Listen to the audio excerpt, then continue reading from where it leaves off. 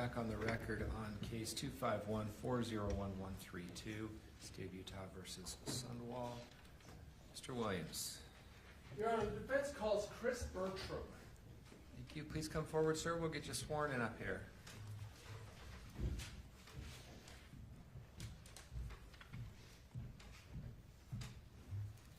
You do solemnly swear the testimony you shall give in the case now before the court will be the truth, the whole truth, and nothing but the truth, so help you God. Yes. Thank you. Come on up and have a seat.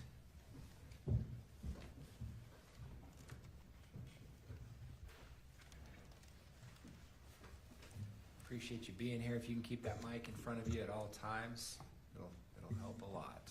Counsel. Thank you, Your Honor.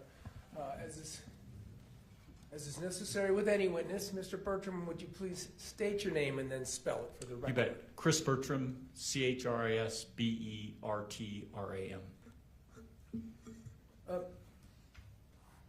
Mr. Bertram, what do you do presently for a living? So presently, I own a private investigation company, Bertram & Associates, that my dad started in 1989 when he retired from the FBI. I took that over full-time in 2015, and I work as a consultant and an expert. When you say a consultant and an expert, on what subject? I consult on law enforcement-related matters, law enforcement investigations, DRAM shop, which is the Utah Alcohol Liability. I have a company that I'm an expert with regards to Utah liability in DRAM shop when you serve alcohol on premise, law enforcement operations, security, and safety with regards to companies or people. You say law enforcement investigations and such. How do you, we're going now to go back and to how you got to where you are, what kind of experience you had, what kind of education to get to the point that you consult on that subject. Right. From an education standpoint, I have a bachelor's in psychology. I have 2 master's degrees, an MBA and a Master of Arts. The Master of Arts is from the Naval Postgraduate School in California, where I graduated with a master's in Homeland Defense. Law enforcement-wise, in 1990, I started with the Salt Lake County Sheriff's Office as a reserve deputy while I was still in college. That following year, I was hired full-time as a deputy and went to work for the Salt Lake County Sheriff's Office in a patrol function on our East Patrol. A year later, I was transferred to juvenile detectives. Spent 3 years in juvenile detectives. Went to our court unit for a year, and then back to our detective division. At the time, we had 2 detectives. We had detectives and juvenile detectives. I went to detectives. I worked a year and a half there as a detective, and then got promoted to sergeant. After 6.5 years, went to back to juvenile detectives for a year. That switched a year later. I went to our special investigations detective division as a sergeant for a year and a half. Back to patrol for about a year and a half. Promoted to lieutenant, and I spent the next 6 years as a lieutenant. Our East Patrol division, our West Patrol division, our Watch Command division, and then back to investigations as a lieutenant over our intelligence, homeland security, federal task forces, fugitives, major investigations, narcotics. Promoted to captain, went to the city of Holiday, and at the time, the sheriff's office had contracts with several cities, and I served as their chief of police until I retired. We became the Unified Police Department during that time, and I was promoted to deputy chief and retired in 2015. During that time, I also attended the FBI National Academy and graduated from there, Quantico, Virginia, the FBI Command College, the Post Command College, continued on with educational endeavors throughout my career. Retired in 2015, so almost 11 years ago. And though you retired, you say you stayed in the industry. Yes, I did. Now, obviously not as a cop, right? Not as a police officer. Do you do investigations? I do, as part of my company, yes. And then you mentioned consultation. Yes. Who seeks consultation from you? What kind of people or entities or businesses? Mostly, attorneys are my biggest people that consult with me. I also consult with local law enforcement, It could be local, counties. I do consultation, larger business and corporations. Bertram and Associates, my father had connections throughout, retired FBI agents throughout the country, and so we get contacted by companies that may have businesses or need consulting done here in Utah, along with counties and cities. I consult with them, attorneys a lot of time, and then very few, but occasionally with citizens if they have something that I can help with. And then have you testified as an expert witness on the subject of police investigations and Yes. police investigations? I have. Now, you indicated with attorneys, you're not a police officer. Is it fair to say that the attorneys that are consulting with you are in private practices or in, frankly, the defense work? Yeah, most of. Occasionally there's with a city or a district that I'm doing work for, consulting with, there may be attorneys involved with those, but the majority are private attorneys. So considering that the government has police, you are more likely to be the consultation source for defense attorneys in the criminal justice. Most of the time, majority of the time. And you've testified as an expert. Roughly how many times do you think? I've testified, I think, as an expert 23 times. I've done some depositions, and then the other cases that I was an expert on haven't come to testifying yet, or were resolved prior to my testimony in court. I'm gonna go ahead and assume that in all the things that you just described in terms of your expertise and your history with policing, it's involved all sorts of kinds of investigations. Yes. In other words, fraud, person crimes, sexual abuse offenses, things like that. Is that fair? That's a true statement. Now, were you involved in homicide investigations? So I was never a homicide detective with the sheriff's office. However, I worked detective jobs that supported the homicides, and so when we had a homicide, there would be times when it was all hands on deck, or there were specific, units that would come out and help. And so on numerous occasions, both as a detective, a sergeant, even lieutenant and captain, we would support our homicide investigations. Since I've retired, quite a few homicide investigations, from the defense side mostly. In other words, reviewing and testifying in relation to police activity in homicides, consulting and testifying on that subject. Consulting, and also as a defense investigator, but consulting and testifying as an expert. And let me just be careful there. So sometimes you're hired to do investigative work, right? Yes.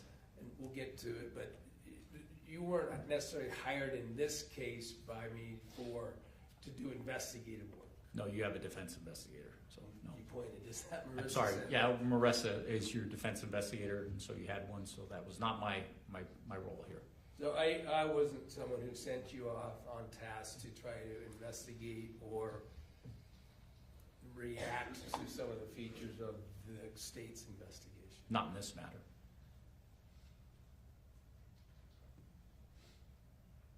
In terms of what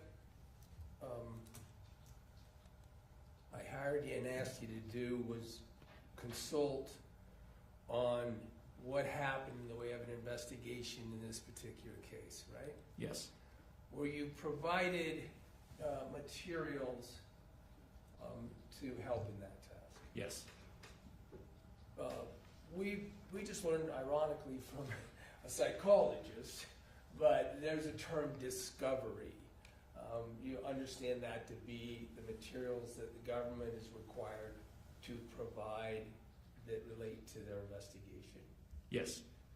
Police reports? Yes. Did you see, for instance, there's a 444-page police report in this case. Yes.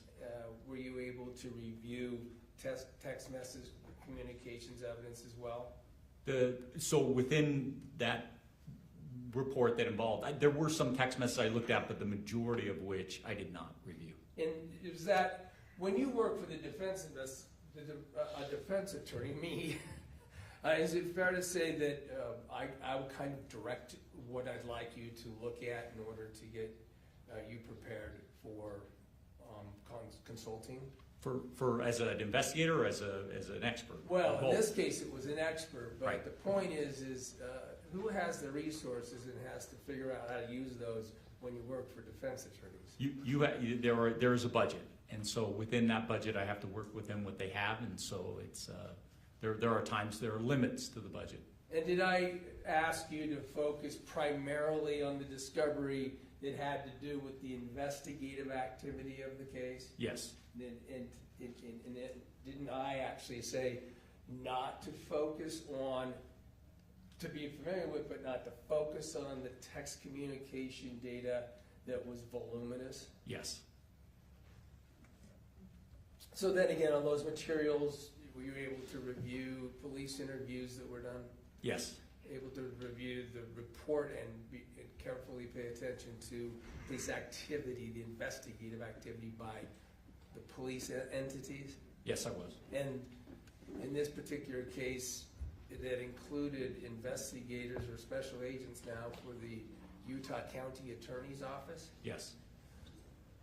And then C, forensic evidence, how it was collected, how it was prepared, and how it was utilized. Yes. Interviews, if I didn't already get to that, by police. Yes. Whether or not, to what extent, tools such as subpoenas or search warrants were utilized. Yes. Scene preservation, reports in relation to scene preservation, Yes. and, for instance, evidence preservation. Yes. And the reason I'm identifying those is I don't want to go through every single thing that a police officer does in investigation in general. Right. I'd like to hit on the topics, and I'm going to choose topics that would apparently relate to this particular case in the Yes. interest of being surgical. All right, let's talk about, and some of this may just seem obvious when I introduce it, but I'd like you to elaborate a little bit on it since you're an expert. Let's talk about the principle of how to address the timing and nature of getting to a scene of investigative interest. And I say that now because one might not know in police work, right, that they're involved with a crime scene at first. Is that fair? Yeah. You respond out to the initial call, the initial response. Do you, when police respond to the initial call, if you will, to do police work, can you describe the extent to which it matters whether or not at that time you know whether it will result in a criminal investigation?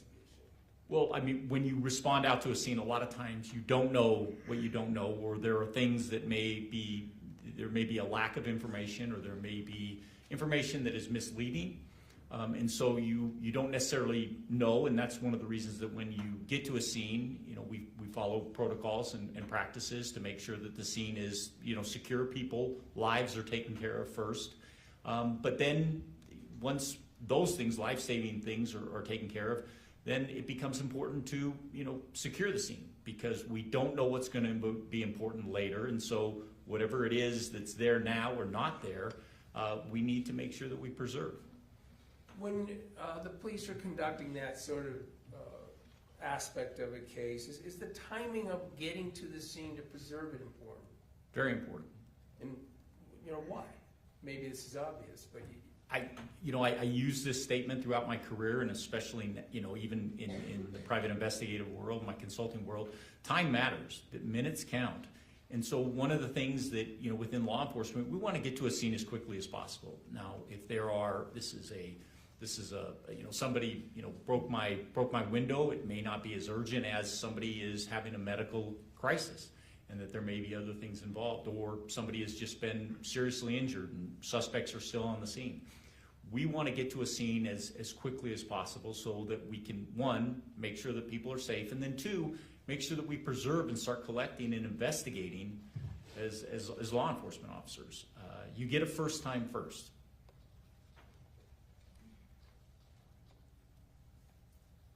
is it important to also sort of try to keep as broad a perspective in what the scene is as possible? Absolutely. And explain that a bit. Well, it's you may walk into a scene where you see something that's occurred in a 5x5 space. The truth is that's not just only your scene. You may have a bigger scene. You may have multiple scenes. You have to keep that perspective when you come in there that what you're seeing in front of you is not it. It's bigger. And you've got to make sure that as you start your investigation, if that scene needs to widen, if that scene needs to go to different places, you need to be able to make sure that you're securing all of that. Again, that first time first, we may be looking here, but within 10 minutes because of chaotic scene, or within 30 minutes we realize the scene is a lot bigger. You need to make sure that we amply go out to where that scene may actually be. And if there are multiple scenes, make sure that we're securing those to make sure that we're collecting what evidence is there, what evidence is not there. Let's talk about, you say collecting, and I want to sort of deal with that concept also in terms of searching, because we hear the word searching sometimes. You said collecting. Is it best police practices to have a very broad perspective on searching what you can and collecting what might be evidence? Right, and when I say collecting, I'm probably being a little narrow in what I'm saying. We presume that we're going to search and we're going to secure the scene before we go and collect potential evidence. But yeah, you're identifying where you're going to want to look for items that may be of importance to your investigation. Of course, in some cases you'll have to have access, for instance, to an area or to a device or something like that, right? Yes. Are sometimes legal principles involved in whether or not and how you can do searching and when? Absolutely. I want to just narrow right down to it. When you're trying to keep the broadest scene and preserve the broadest circumstance, and protect that circumstance, if it involves things that people have rights to, are you able to speak to them about their willingness to allow you to do it? Yes. And sort of explain that. I mean, if somebody is present and your police are, with your experience too, and the police are wanting to do something, regardless of the rights that they have, as your understanding, do you ask them whether or not they would agree to let you do things? That's absolutely the first thing that you're going to ask. It's, why make it more complicated? If I can simply, if there's a device or an area that I want to search, it's always the ask. The first thing that you want to do is, hey, do you mind if I take a look at this? Or do you mind if I make a copy of this? Or do you mind if I have access to this area? Ask. In this particular case, in terms of responding to addressing scene security and searching and collecting, did you have some concerns? Yes. Describe some. Well, obviously this is somewhat of a chaotic scene at the beginning. There's life-saving, there are life-saving elements that are going on. There are medical people in there, EMS people in there.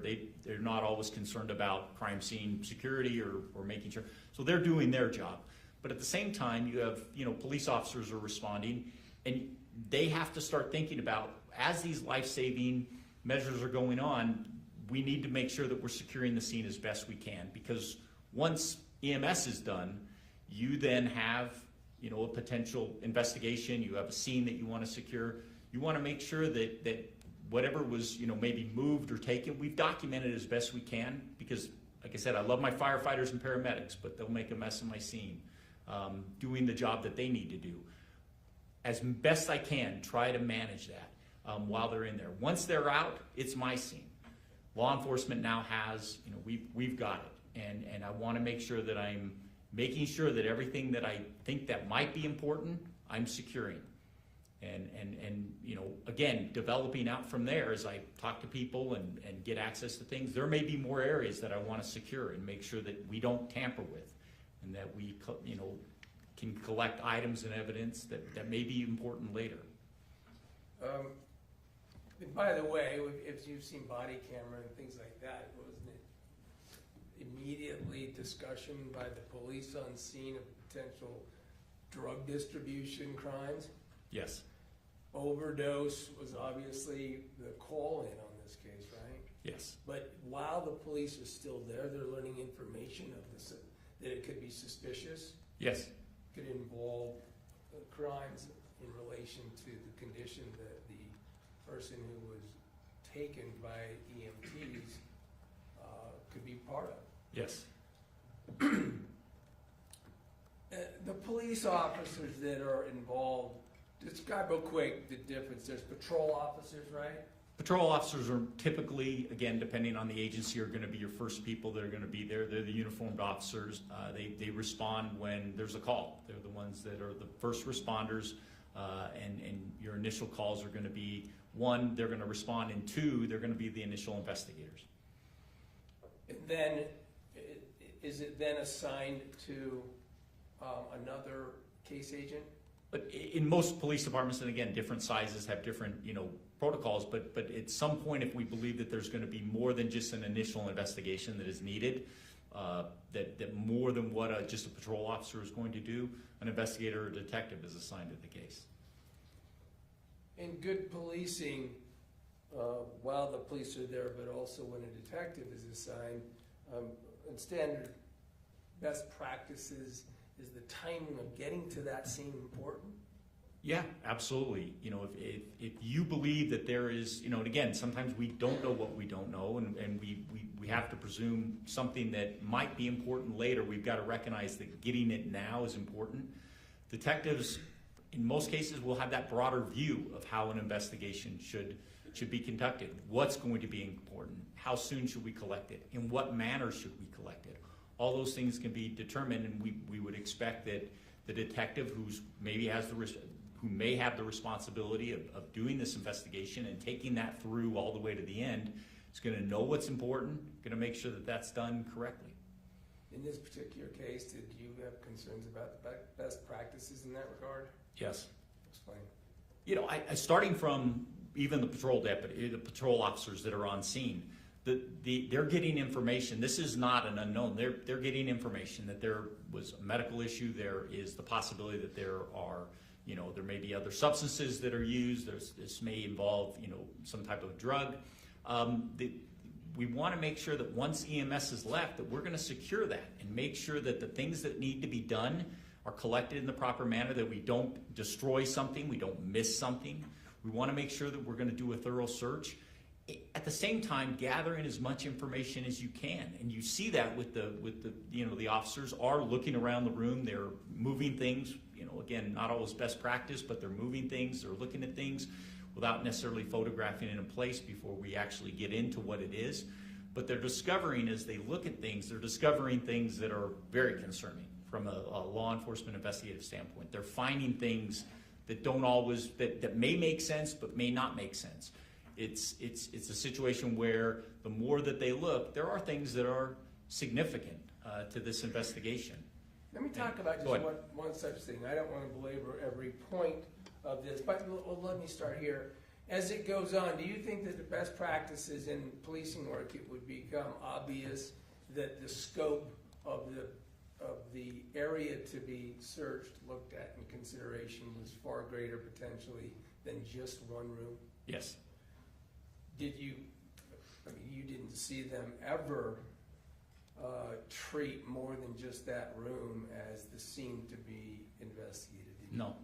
That includes and let's just be that evening, that right at the initial response, yes. Well, let's go to ever. I mean, did you see anyone in this investigation ever expand the investigative scope, purposefully expand and preserve, other than that room? No. Including the bathroom that's right next to it. Bathroom, kitchen, common areas, absolutely. Entrances, exits. Things that are very important to an investigation need to be, one, preserved, and then two, need to be properly investigated. And then you mentioned documenting things. Photographs is an obvious way you document things, right? Yes. Photographing the area that you are treating as the scene, right? Right. Now, you saw one officer take some photographs on a cell phone before he left. That was Osborne, right? Right. Ultimately, a couple days later, this scene, this room is searched pursuant to a warrant. Remember that? Yes. I think it was the 14th, a couple days later. I think 14th or 15th. And during that occasion, you were able to observe at least how that occurred through the body cam of Detective Farney. Yes. Just to be thorough, and the body cam that you were able to observe is the body cam that we manipulated that was upside down, but we turned it so you were able to have that version when you observed it. Yes. In your understanding, is there a single photograph that comes from that search From the search warrant, on the 14th? I didn't see any photographs done.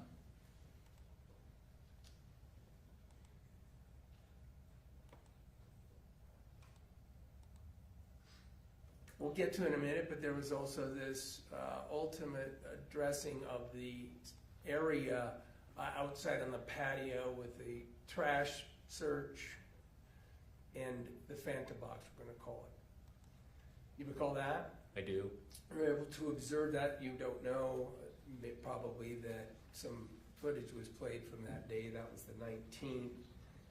Did you see law enforcement take any photographs of that search? No.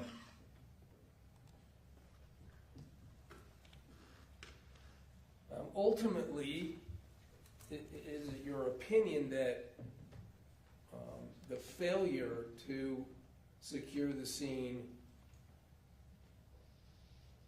impacted the quality and ability to have a quality investigation as it pertains to this case? Yes, it does.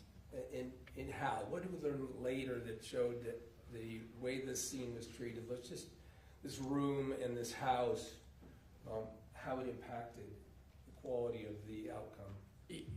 Again, the scene is mishandled. It's mishandled at the beginning. It's mishandled as the investigation moves forward with regards to what is potentially, evidence and how we collect it.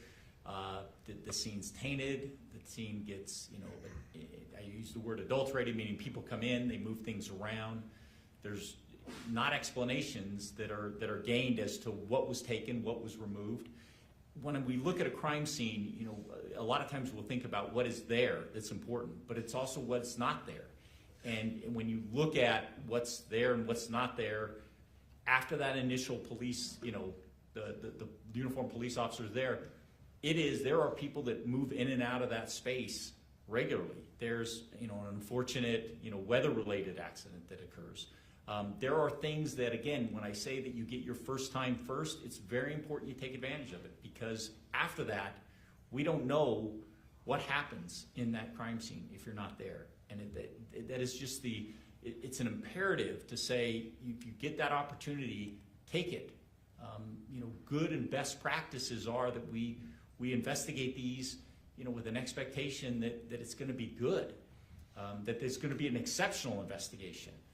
Whether it's a minor offense or potentially a major offense, that's what you deserve. I mean, I expect that as a law enforcement person, as a law enforcement executive. I expected that you want an exceptional investigation done. And if you don't, go ahead. Let's go to some particulars. Can you think of any reason that the bathroom wouldn't have been searched, wouldn't have been preserved, let alone searched on the night that police first arrived? I mean, I'll say that no, there's no explanation, but I also know that, there's things like laziness or, not having the capacity to be an investigator or not understanding the importance of an investigation. There's a lot of reasons why you may not think it's important at the time. Again, some of the things that I've experienced throughout, 36 years are there, but no, it needs to be looked at. Well, in this particular, to make a point out of your generality, in this particular case, it was in an interview with Megan Sundwall that occurred days later that the potential use of the bathroom became a major feature. Do you agree? Yes. So does that illustrate the point that by failing to do the work there, you failed to be able to preserve things to assess that bathroom in relation to the issues that came up later in the case? Yes. We'll talk about another specific part. I'm not going to talk about all of them. But in the initial police work and the cameras, did you recall that it was captured on another officer's camera that Officer Robinson had found a letter that he was holding up that had Megan Sundwall's name on it, right? An envelope. An envelope. Yes. I'm sorry. He had found an envelope. He had held up the envelope and looked in it, according to what we can tell from the camera, right? Yes. And had actually asked Jorgensen, who was in charge, do you want me to run, this has a name on it, do you want me to run this name? I do recall that. Now, that's Megan Sundwall, and what he meant by run was seek out information from the various sources. I presume so.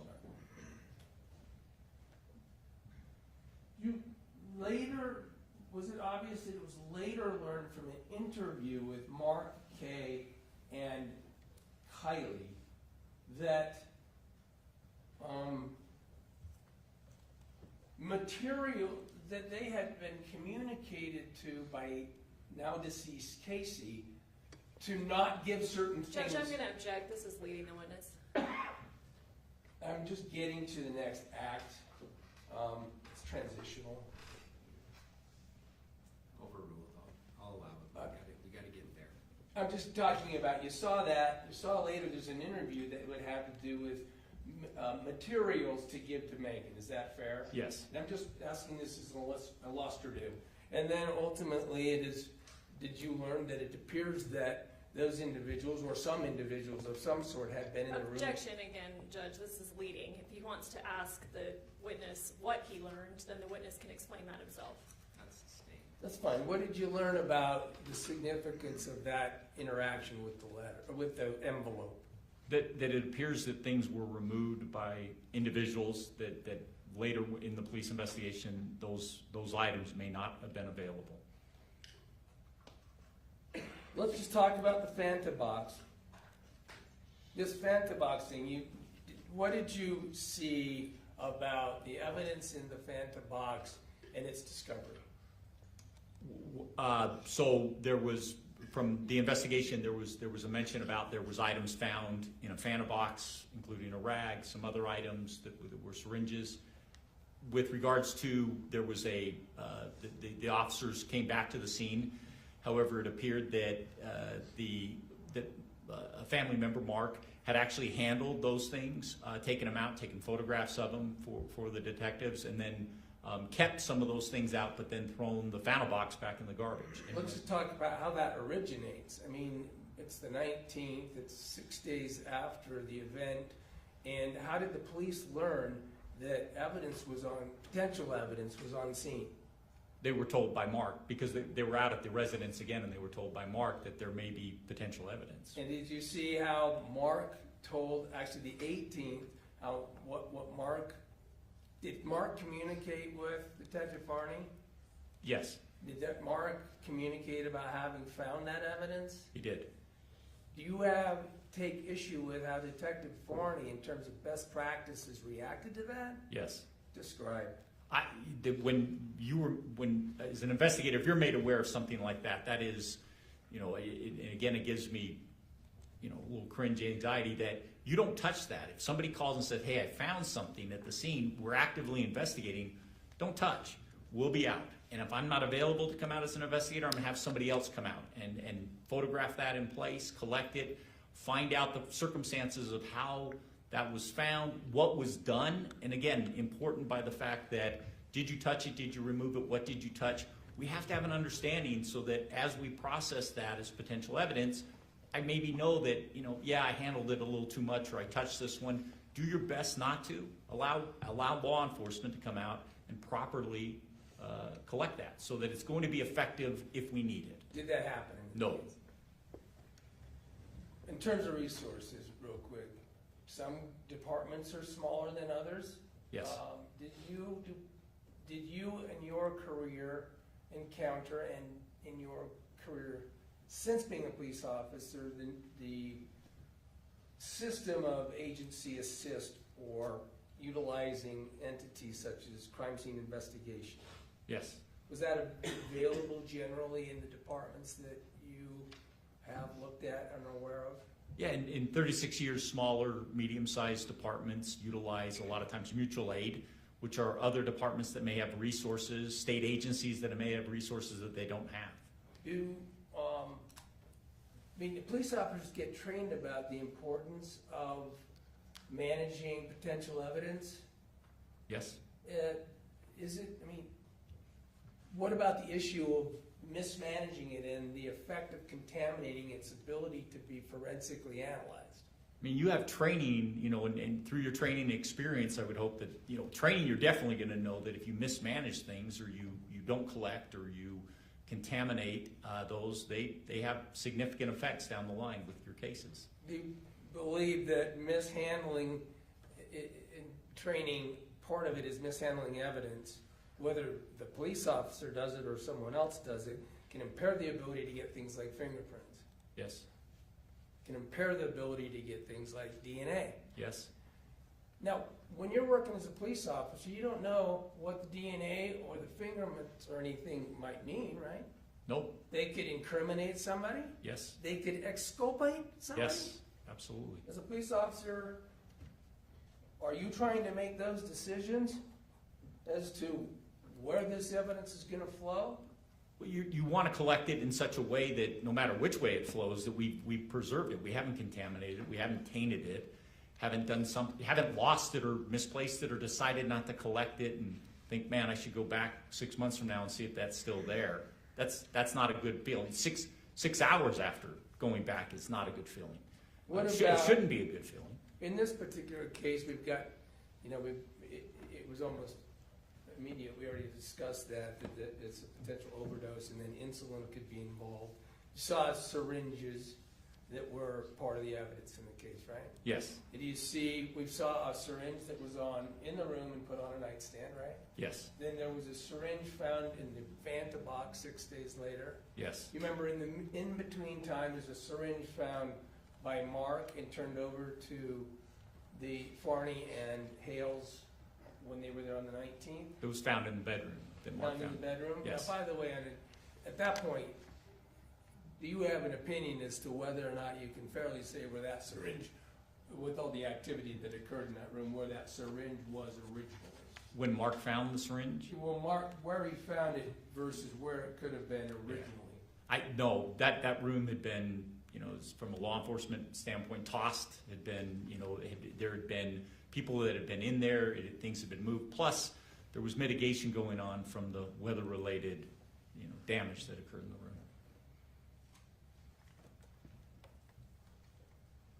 We'll talk about witness interviews real quick. Was there a witness interview circumstance that occurred in this case that gave you concern?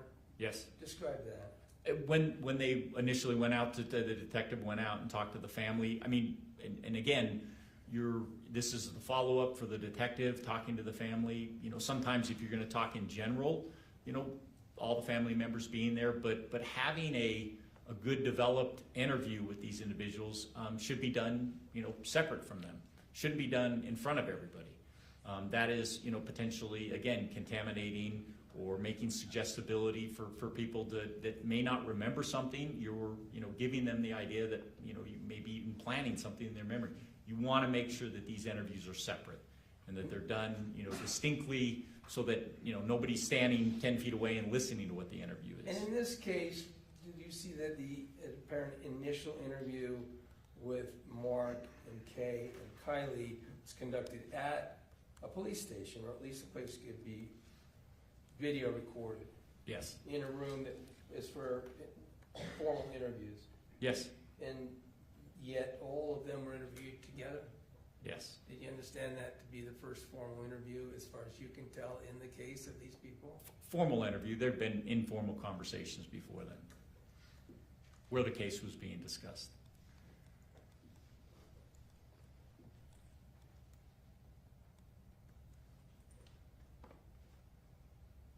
terms of your investigative, as a police officer, talk succinctly about the tools, and in some cases, maybe the tools that are no longer available to an investigator that police have.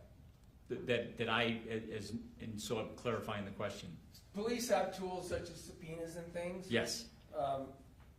Do they have access to agency databases? Yes. Are those databases available to the public? No. Some of them. Are some of them protected? Yes, they're protected. It can only be used for police work? Law enforcement only. Once I've heard you sometimes describe the golden key. Briefly, let us know what that means in terms of police work. Yeah, I term it because of now the last 11 years. When I was a police officer, I had a golden key. I could go and ask for stuff. I had access to databases, law enforcement only databases that gave me all kinds of information. I had the ability, because of the badge, to go and ask you, can I get this from you, or would you provide this to me? And most people would want to cooperate with law enforcement investigations. Now, as a private investigator or in the private field, I don't have that. It's when I give an ask, it's just an ask, and people don't, again, give me the same consideration that I got when I was in law enforcement. Let's talk about those tools, though. Did law enforcement have the ability to subpoena records? They do.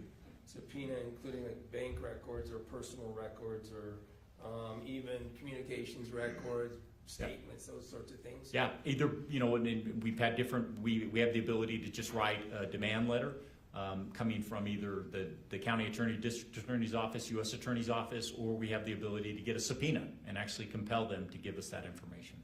In this particular case, let me move to some support or assistance. Did you see that Detective Farney, whatever her history or her size of Lone Peak Police Department, had support and reinforcement and help from other individuals? She did. Who was that?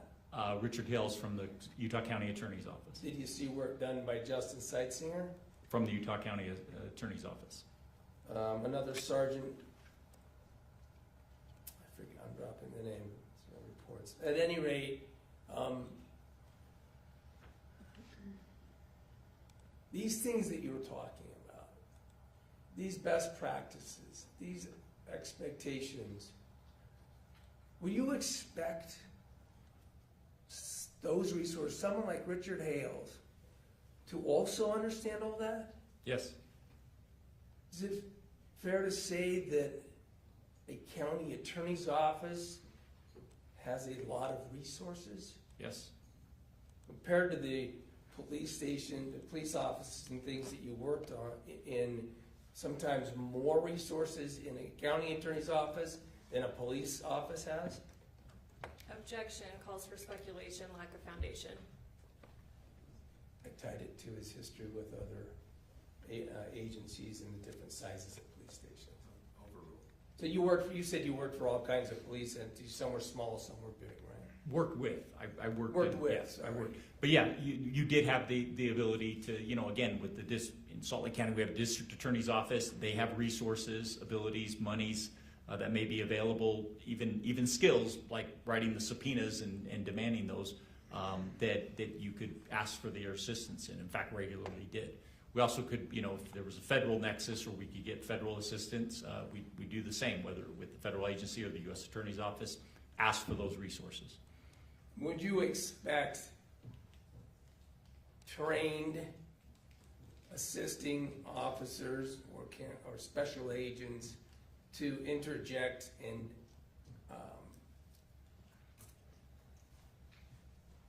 utilize their best practices when they are assisting another agency? Yes. Did you see that in this case? No. Did you really ever see Special Agent Hales correct something that Detective Farney may have been engaged in that wasn't best practices? No. However, describe the prevalence of Special Agent Hales throughout the course of this investigation. Was he present? He was present for quite a bit of it once he got involved, yes. By the way, phones are forensic evidence, right? Yes. phones, describe what kinds of importance phones can have and sort of information. And you can be brief about it because we did hear from Sightsinger. Yeah, phones provide all kinds of, I mean, we leave a digital footprint that's amazing today. It's you can retrace what's going on in somebody's life based on the phones.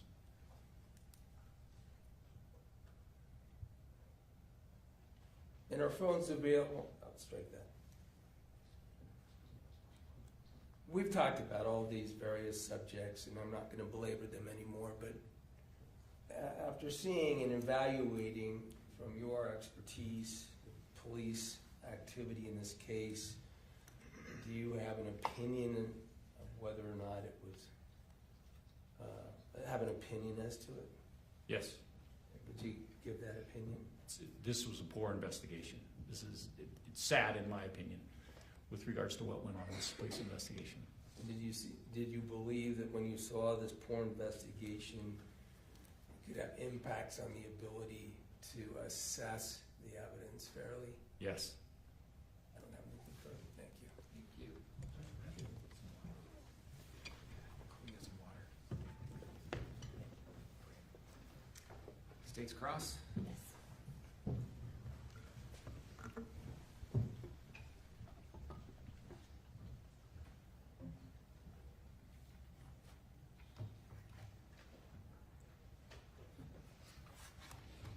Good morning, or I guess good afternoon. By 7 minutes. You and I have not had the ability to speak or meet before, is that right? No, and I'm not sure who you are. My name's Lauren, I'm one of the prosecutors. Thank you, Lauren. And we have not had that ability because you were involved in another trial up until very recently, right? Objection, Your Honor. Maybe we should approach for this one? Would you allow? Is that okay?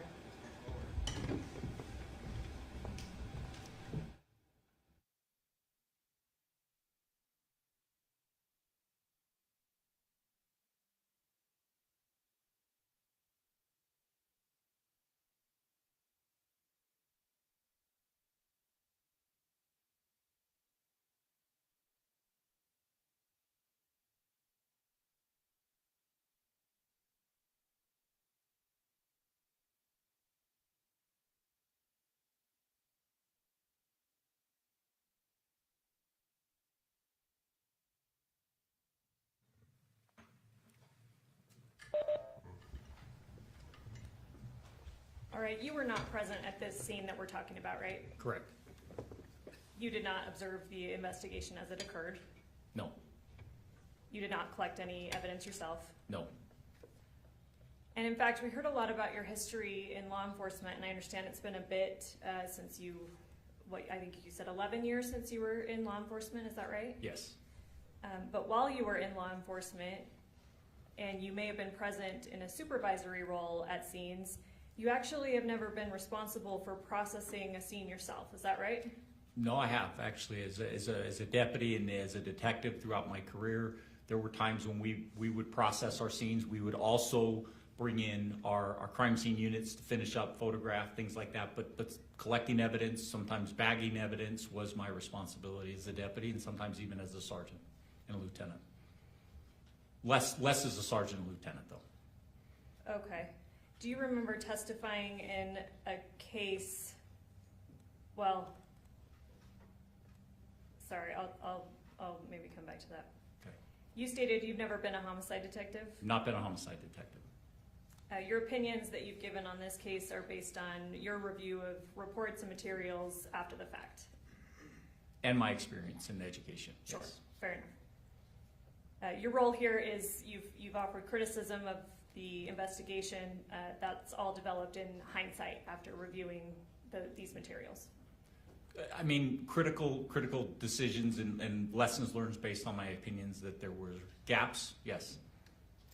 You're not offering an opinion on how Casey Terry died. No. You're not offering an opinion that this was suicide. No. You're not offering an opinion that this was murder. No. You agree that those questions belong to the jury. Yes. In real investigations, and we've heard about your experience, some evidence is missed sometimes, maybe even often some evidence is missed. Unfortunately, yes. Not every possible item is collected. Unfortunately, no.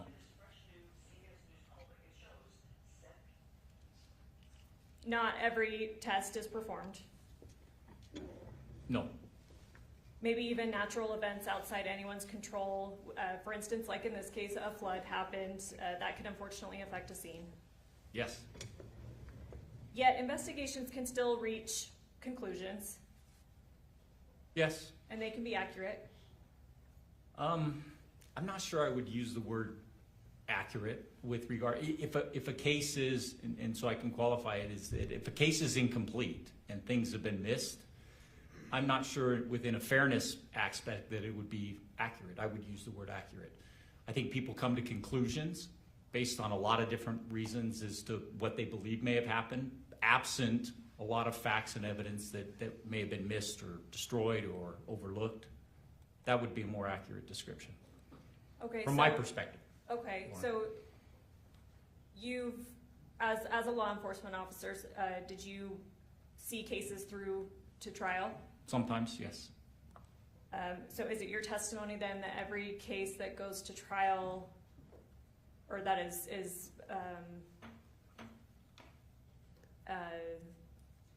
I guess, enough of a full picture of a case that goes to trial, the investigation had to have been absolutely perfect? So, I want to unpack because that was a long question. Yeah, I apologize. So in my experience, both in law enforcement and now with criminal defense and victim advocacy, is it true that the cases that are incomplete go to trial? Yes, unfortunately, and sometimes to hurt my heart in some cases, but they do, yeah. We've talked a lot about best practices, but certainly no investigation is perfect. Not completely perfect. There's always something else that could have been followed up on in hindsight. I mean, there are things that sometimes you wish you could have done better or collected in hindsight. Absolutely, that comes in.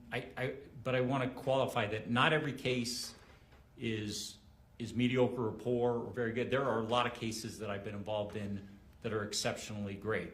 Okay, exceptionally great, but have you ever seen an investigation that was perfectly done? Pretty close, but maybe not perfect. You said a lot. You don't know what you don't know. Correct. Things may be missing, and maybe law enforcement's never even aware of it. Or it's a case I don't have any information about. You're right.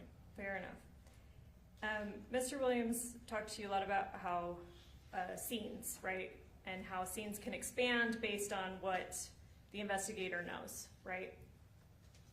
Correct. But there are often legal limits on how and when an officer can expand or access a scene. So I'm going to unpack that a little bit. It doesn't, if an officer believes that the scene should be bigger, but we don't have direct access at that moment to it, it doesn't mean that I can't secure it and go get legal access to that scene. That would be my belief is, if I'm expanding to somewhere where I can't be or legally be, I'm still going to secure it until I have the ability to get access to it, or I'm told no. Okay, and part of that, part of one way of accessing a scene is sometimes you have to apply for a search warrant. Yes. Sometimes you may have to try to get consent for a scene. Yes. If somebody that has rights to a space, Mr. Williams asked you about that, if somebody has rights to a space, you can ask for consent to search the space. Yes. And you said that you absolutely would try to do that, right? Easiest way, easiest way. If the person that has rights to a space is in a coma, then that method is not available to you. No. You said in this case that you never saw the scope of the area investigated. You said it was never expanded. Wasn't expanded to what I believe they should have expanded to or could have. Do you know that the bathroom was in fact searched? The night that the officers were on scene or later on? Later, at all? I believe that, yeah, it was searched. I think days later they went in and looked in the bathroom. And Mr. Williams mentioned this. It wasn't until an interview with Megan Sundwall that the bathroom even came up as potentially related to the scene of what happened. I would disagree with the characterization that it came up. I mean, as a police officer, as a detective and investigator, the proximity of a bedroom, bathroom, the scope of what's going on that night that they are there with the emergency medicals. So my belief is that that is an important element to find out. You've got an area in proximity to where she was that is probably commonly used. Everybody needs a bathroom. To me, that becomes a critical part of where I would be searching and looking for and getting access to. Sure, ideally, but unless you have legal probable cause that demonstrates that the bathroom was I'll involved. object to the notion of legal terms. I don't think that's appropriate in Cole's perspective, or conclusions that are in fact legal and involve lawyers and judges. Judge, he's talking about the ability to search places, and he has been involved in law enforcement. Certainly he knows the hurdles that are involved with the ability to search scenes. I'll allow it. So I would just say with regards to the hurdles, there, because of the proximity, again, I can start with the basic. I can ask. If there is somebody that has the ability to give me permission for that area or other areas outside of the bedroom, I ask. I also know. And let me Go stop ahead. you there, because we covered, someone has rights to a space, but they are in a coma. Right. You can't ask, right? Nope, then I can apply for a search warrant. All right, and to apply for a search warrant, you have to have some nexus, some relation, and not just in physical proximity. You have to have some nexus between what's happened and why this new area is related. Well, and again, Lauren, I'm going to talk about my experience in 36 years and the evolution in the last 11 that I read search warrants. And again, I'm not a lawyer, so if I use the word probable cause, that bar is that we just have to show that there's a probability that that area could produce evidence of the crime that we're investigating. And for me to expand, and again, I look at the footprint of that area in the basement and the area surrounding that, that's all germane to this investigation. And to allow myself to write a search warrant for not only the bedroom, but that expanding area. Somebody has a bathroom, somebody has a common area, somebody has a kitchen, or maybe a living area, or an area outside that may include a deck or a garage or a vehicle. I'm going to include that, and again, a judge is going to make the determination whether I have that, but as an investigator, I'm going to make sure that I'm going to get what I need on that first time first. Right, but to get what you need, you have to have some nexus or belief that there may be items of evidentiary value in those spaces. Right. So we've covered that not the night of, but later on in the investigation, the bathroom was searched, right? Yes. The decedent's car was searched. Yes. Areas of the kitchen was searched. Yes. The fridge in the kitchen was searched. Yes. Phones were searched. Yes. You cannot say that any alleged investigative shortcoming in this case changed the medical findings. When you say medical findings, you're talking about the medical examiner's report? Yes, or toxicology findings. Well, maybe not toxicology, but I would imagine from the medical examiners, my experience is the medical examiner takes the investigator's information and applies that to what the outcome or what the cause of death could be, or what could be elements of the cause of death. Yes. Okay, and a medical examiner is responsible for, never mind, I'll strike that. You said yourself that the majority of the text messages in this case you did not review. Correct. In fact, you were asked by Mr. Williams not even to focus on that. Correct. In addition to physical evidence or evidence that can be physically present at a scene, things like statements from a defendant are evidence. Yes. Text messages, certainly between defendant and the decedent, are evidence. Yes. And in some cases, evidence like text messages can be extremely significant to the final determination. They are absolutely. Anything that, again, when we look at the totality of everything that could be evidence, text messages could actually have an impact, yes. And not just an impact, they may even be critical They're points very, of evidence. At times, text messages are very critical.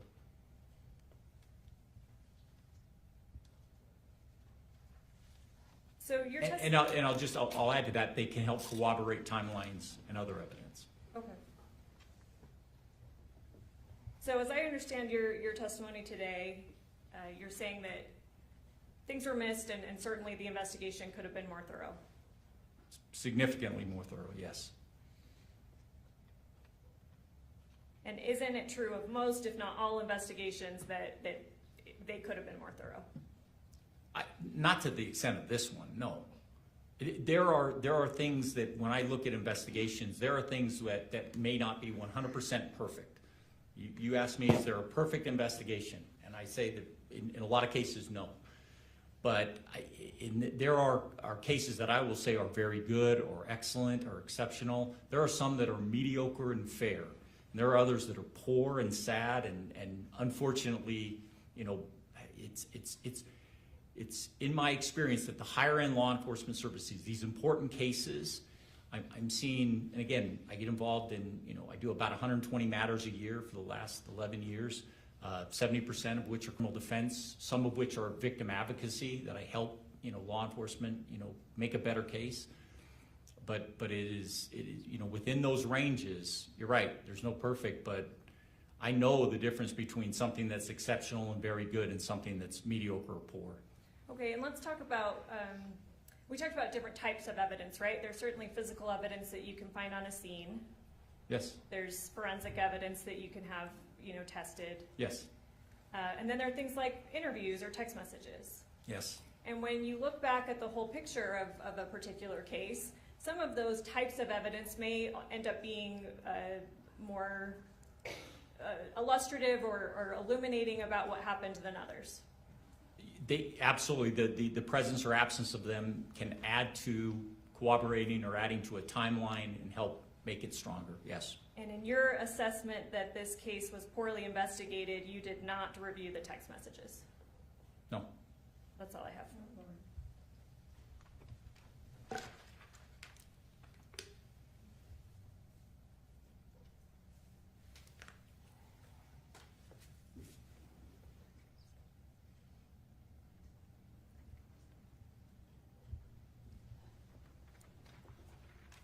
That's all I have.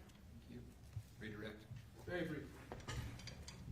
The role of the police in the criminal justice system, collecting evidence. Is that what you understand the role of police to be? It's one of the roles. It's an important role.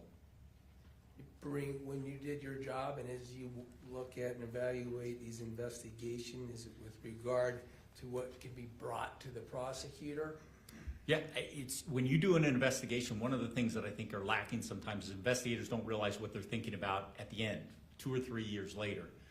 You know, putting this and presenting it, not only to the prosecutor, but presenting it in court. But the role of the police is to bring the evidence available for a prosecutor.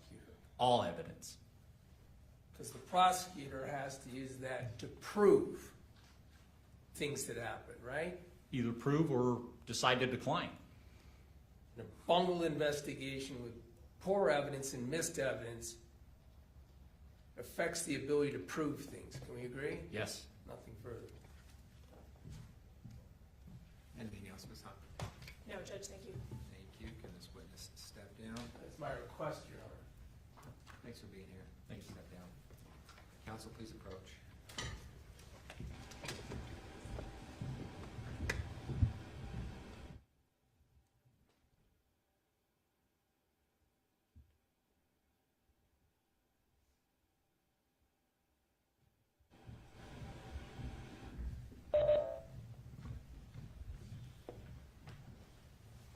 Mr. Williams, any additional witnesses? Your Honor, based on the burdens that apply in the state of the evidence, the defense rests. Thank you. Ladies and gentlemen of the jury, we're going to take our lunch break right now. Let's see, how about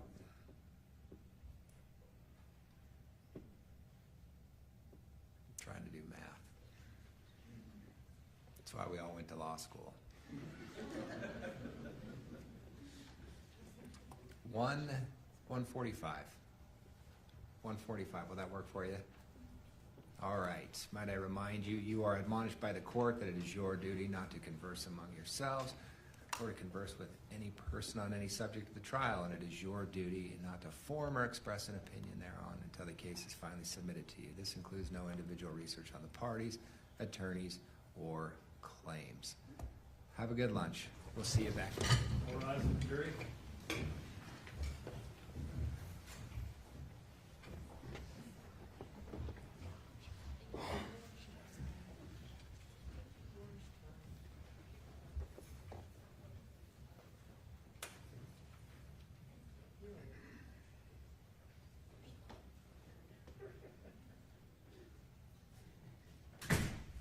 seated.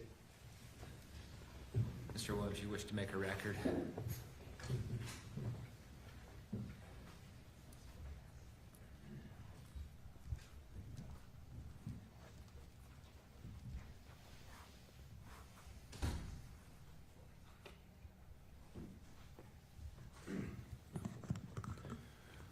Your Honor, of course, Ms. Sundwall has the inalienable right at her choosing to testify at her trial. That's even regardless of advice. Prior to the defense resting, a full conversation throughout my representation up until today with Ms. Sundwall has been about that right, that it is hers despite my advice. I am confident. I advised her not to take the witness stand, and she indicated prior to the defense resting that she was going to follow that advice. And I'll have her confirm that that is true now, Your Honor. Ms. Sundwall, is that correct? That's correct. You understood you had the right to take the stand in your defense at this trial? Speak out loud. Yes. And I advised that you not take the witness stand? Not to me, to the record. And you followed that advice? Yes. You feel like you fully understood that advice? Yes. And that all occurred prior to the defense resting its case just a few moments ago. Yes. Your Honor, seek anything else in the way of a colloquy? Oh, I think that covers it. Thank you. Anything else we need to cover before we break? I can't, not right now. No, thank you, Your Honor. All right, we'll see everybody back here at did I say 1:45? Yeah. I think that was believe right. so. All right, thank you all. Be in recess. All rise.